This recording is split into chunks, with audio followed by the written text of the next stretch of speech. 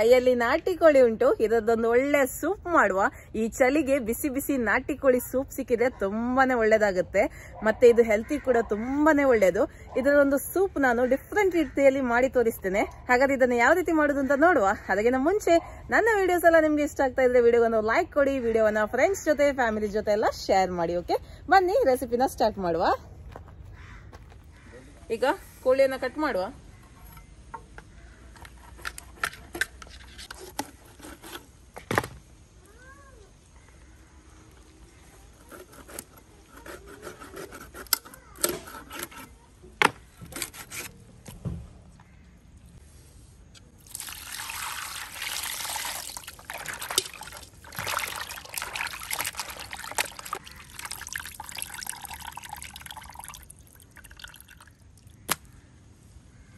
ಇದನ್ನ ಲೈಟ್ ಆಗಿ ಜಜ್ಜಬೇಕು, ಆಗ ಸೂಪ್ ನಿಮಗೆ ಚೆನ್ನಾಗಿ ಬರುತ್ತೆ.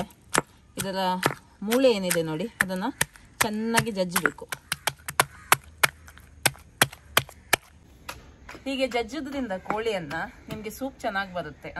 ಈ ರೀತಿ ಒಮ್ಮೆ ಟ್ರೈ ಮಾಡಿ ನೋಡಿ. ಮುಂಚೆ ಎಲ್ಲ ಹೀಗೆ ಜಜ್ಜಿಕೊಂಡು ಮಾಡ್ತಾ ಇದ್ರು ನೋಡಿ. ಇಷ್ಟು ಜಜ್ಜಿದ್ರೆ ಸಾಕು, ತುಂಬಾ ಜಜ್ಬೇಕಂತೇನಿಲ್ಲ. ಇಷ್ಟು ಸ್ವಲ್ಪ ಸ್ವಲ್ಪ ಅದು ಸಾಫ್ಟ್ ಆದ್ರೆ ಸಾಕು. ಓಕೆ, ಇದನ್ನ ತೆಗೆದು ಬಿಡುವ.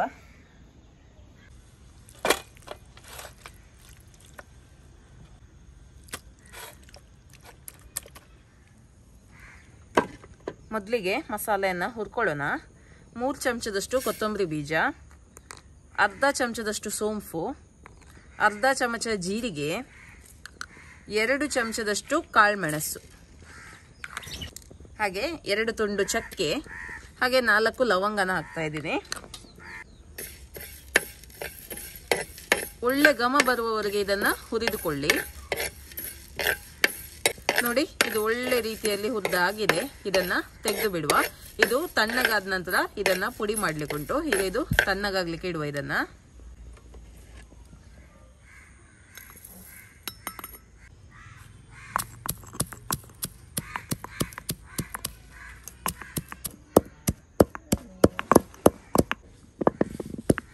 ನೋಡಿ, ತರಿ ತರಿಯಾಗಿ ಇದನ್ನ ಕುಟ್ಟಿದ್ರೆ ಆಯ್ತು.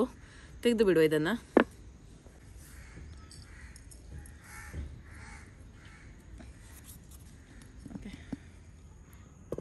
ಈಗ ಸೂಪ್ ಮಾಡುವ. 2 ಚಮಚದಷ್ಟು ತೆಂಗಿನೆಣ್ಣೆ ಹಾಕ್ತಾ ಇದ್ದೀನಿ. ಎಣ್ಣೆ ಜಾಸ್ತಿ ಬೇಡ, 1 ರಿಂದ 2 ಚಮಚ ಅಷ್ಟೇ. ನೋಡಿ, ಎಣ್ಣೆ ಚೆನ್ನಾಗಿ ಕಾದಿದೆ.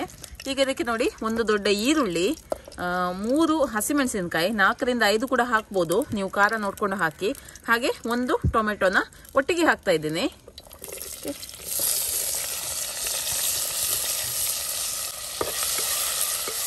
ಸ್ವಲ್ಪ ಹೊತ್ತು ಇದನ್ನ ಫ್ರೈ ಮಾಡುವ. ಸ್ವಲ್ಪ ಈರುಳ್ಳಿ ಟೊಮೆಟೊ ಸಾಫ್ಟ್ ಆಗಲಿ. ಹಸಿಮೆಣಸಿನಕಾಯಿ ನಾನು 3 ತಗೊಂಡಿದ್ದೀನಿ. ನೀವು 4-5 ಎಷ್ಟು ಬೇಕಾದಷ್ಟು ಹಾಕ್ಬೋದು. ನಿಮ್ಗೆ ಎಷ್ಟು ಖಾರ ಬೇಕು ಅಷ್ಟು ನೀವು ನೋಡ್ಕೊಂಡು ಹಾಕಿದ್ರೆ ಆಯ್ತು. ಈಗ ಇದು ಸಾಫ್ಟ್ ಆಗ್ತಾನೆ ಇರಲಿ. ಅಷ್ಟರ ತನಕ ನಾವು ಶುಂಠಿ ಬೆಳ್ಳುಳ್ಳಿ ಪೇಸ್ಟ್ ಅನ್ನ ರೆಡಿ ಮಾಡ್ಕೊಳ್ಳುವ. ಶುಂಠಿ ಅರ್ಧ ಇಂಚಷ್ಟು, 8 ಎಸಳು ಬೆಳ್ಳುಳ್ಳಿ,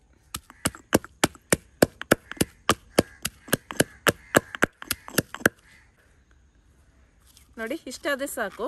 ತುಂಬಾ ನೈಸ್ ಆಗ್ಬೇಕಂತೇನಿಲ್ಲ, ಈ ರೀತಿ ಆದ್ರೆ ಸಾಕು. ಓಕೆ, ಶುಂಠಿ ಬೆಳ್ಳುಳ್ಳಿ ಪೇಸ್ಟ್ ಹಾಕ್ತಾ ಇದ್ದೀನಿ.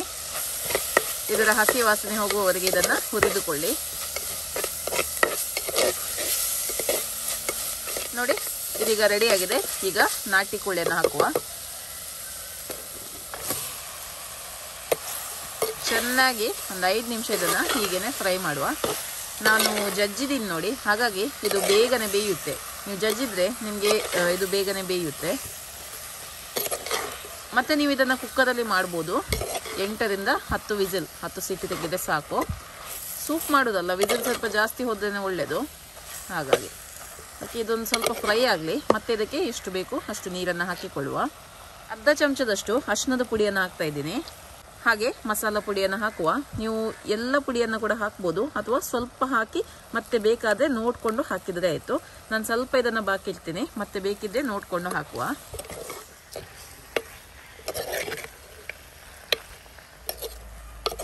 ಓಕೆ, ಇದು ಒಳ್ಳೆ ರೀತಿಯಲ್ಲಿ ಫ್ರೈ ಆಗಿದೆ. ಈಗ ನೀರು ಹಾಕುವ. ಸುಮಾರು 1.5 ಲೀಟರ್ ನೀರು ಬೇಕಾಗುತ್ತೆ ಇದಕ್ಕೆ.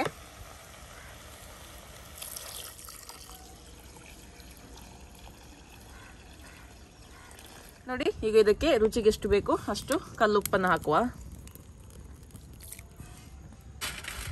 ಉಪ್ಪು ಕಡಿಮೆ ಆದರೆ ಮತ್ತೆ ನೋಡ್ಕೊಂಡು ಹಾಕಿದ್ರೆ ಆಯಿತು.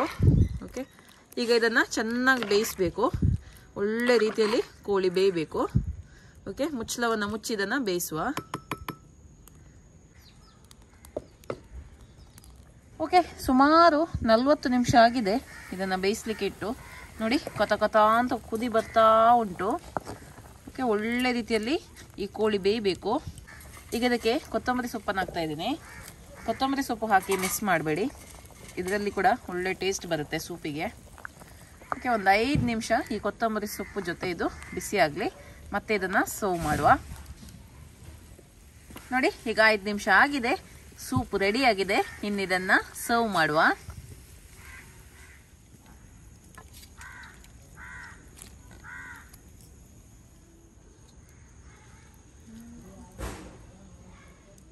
ನೋಡಿ, ನಾಟಿ ಕೋಳಿ ಸೂಪ್ ರೆಡಿ ಆಗಿದೆ. ಚಿಕನ್ ಎಷ್ಟೊಂದು ಚೆನ್ನಾಗಿ ಬೆಂದಿದೆ ಅಂತ ನೋಡಿದ್ರಲ್ಲ. ಈಗ ನಾನು ಸೂಪನ್ನು ಕುಡಿತಾ ಇದ್ದೀನಿ.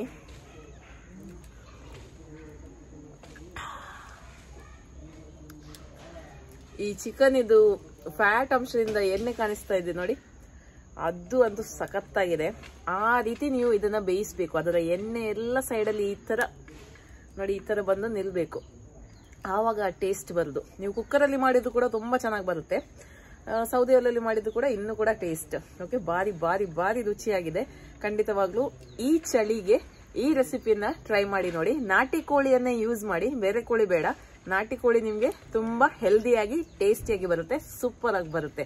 ಇವತ್ತಿನ ಈ ನಾಟಿ ಕೋಳಿ ಸೂಪ್ ಇಷ್ಟ ಆಯ್ತು ಅಂತ ಅನ್ಕೊಳ್ತೇನೆ. ಇಷ್ಟ ಆದ್ರೆ ವಿಡಿಯೋಗೊಂದು ಲೈಕ್ ಕೊಡಿ, ವಿಡಿಯೋನ ಫ್ರೆಂಡ್ಸ್ ಜೊತೆ ಫ್ಯಾಮಿಲಿ ಜೊತೆ ಎಲ್ಲ ಶೇರ್ ಮಾಡಿ. ಓಕೆ, ಬಾಯ್.